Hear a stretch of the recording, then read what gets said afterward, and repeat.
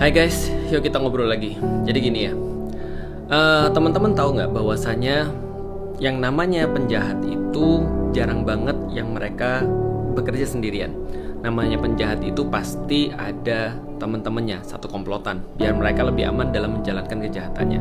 Makanya kalau orang nyopet itu nggak sendirian, orang maling itu juga nggak sendirian. Pasti ada yang ngawasin, ada yang malingnya, dan itu udah umum terjadi.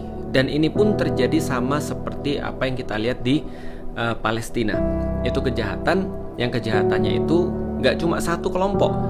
Dan kita tahu dari titik itulah kalau kita bahas, maka Netanyahu yang terus kemudian mengeksekusi, dan bukan hanya Netanyahu, pemerintahan Israel sebelumnya, para Zionis itu, mereka mengeksekusi kaum muslimin itu karena mereka punya backup, karena mereka punya senjata, karena mereka punya tim. Dan Amerika termasuk di dalam tim kejahatan itu. Bahkan mungkin Amerika itu lebih parah kejahatannya, karena dia yang menyediakan legalitas, karena dia yang menyediakan senjata, karena dia mungkin yang juga punya kepentingan atas apa yang terjadi di Palestina atau mungkin lokasi di Palestina. Artinya itu namanya team up-nya orang-orang jahat. Artinya apa? Kesimpulannya, Amerika sama Israel sama, mereka penjahat perang. Mereka adalah yang bertanggung jawab terhadap genosida yang terjadi di Palestina. Jadi coba teman-teman bayangin, ketika kita melihat kondisi bahwasanya Amerika itu ya sama kayak Israel, mereka adalah penjahatnya, maka tidak bisa. Logika pertama yang paling parah adalah yang salah, penjahat ngomong tentang perdamaian. Itu nggak mungkin.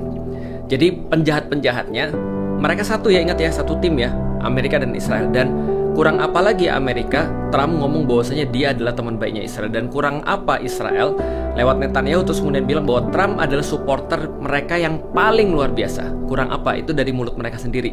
Artinya mereka adalah satu. Mereka sama-sama penjahat.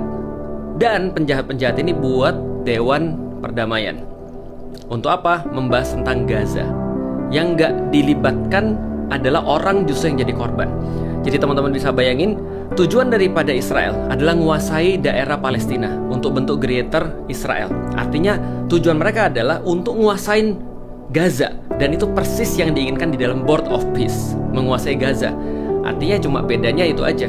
Bedanya adalah satu, menguasai secara fisik lewat pertempuran, lalu terus ketika gak berhasil, maka mereka melewati jalur perundingan, yaitu adalah lewat Board of Peace itu.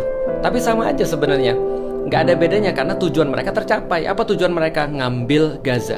Tujuan mereka adalah mengamankan wilayah Gaza. Artinya kita sudah kalah. Orang-orang Palestina sudah kalah dengan Board of Peace atau tanpa Board of Peace. Karena penjajah-penjajah itu sudah dapat tujuan mereka ketika mereka melakukan genosida itu, yaitu adalah menguasai daerah Gaza.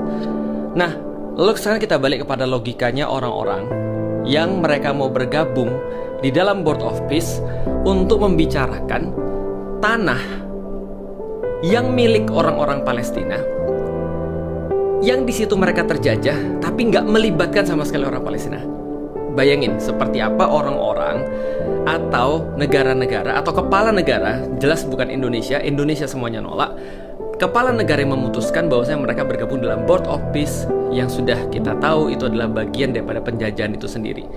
Justru mereka lah yang sudah jelas-jelas mengatakan kami adalah satu tim dengan orang jahat. Amerika, Israel sama.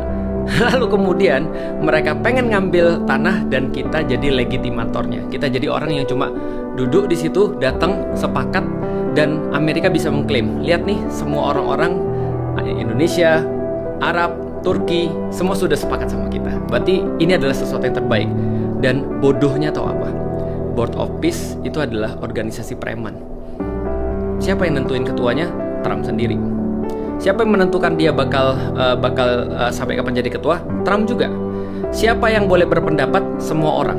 Tapi apakah pendapatnya harus didengar Trump? Tidak, karena satu-satunya yang memutuskan adalah Trump itu sendiri. Ya, aku nggak kebayang sih kalau ada orang Indonesia bikin aturan kayak gitu ya. Siapa yang mau gabung? Ya, kalau ada yang mau gabung, ya bodoh banget sih. Itu cuma kita mau ngasih tahu aja. Artinya, aku cuma mau ngasih tahu, nggak ada masalah Indonesia mau bergabung. Pak Presiden Prabowo memutuskan bergabung. Yang nggak masuk akal bagi aku adalah ketika itu dikatakan bahwasanya itu karena mikirin orang Palestina. Nggak. Pasti ada sesuatu yang lebih besar daripada mikirin orang Palestina.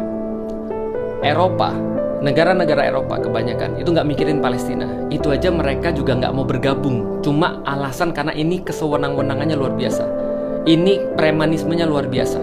Ini kayak gangster. PBB protes, semua protes. Bagaimana cara menyelesaikan permasalahan kayak gini? Ini udah kayak di hutan kata mereka. Aturannya siapa? Siapa yang kuat, dia yang menang. Siapa yang lemah, nasib, mati aja lu. Ini adalah yang pengen ditunjukkan oleh Trump. Kalau kita bergabung di dalam Dewan Perdamaian, yang Dewan Perdamaiannya dibentuk, diatur, dan ditentukan oleh penjahat itu sendiri, itu bukan namanya Dewan Perdamaian.